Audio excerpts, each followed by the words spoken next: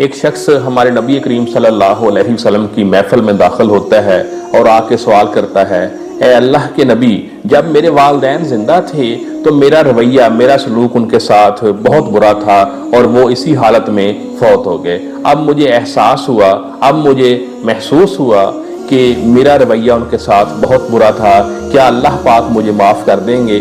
کیا اس گناہ کی معافی مجھے مل جائے گی؟ تو ہمارے نبی کریم صلی اللہ علیہ وسلم نے بڑا خوبصورت جواب دیا۔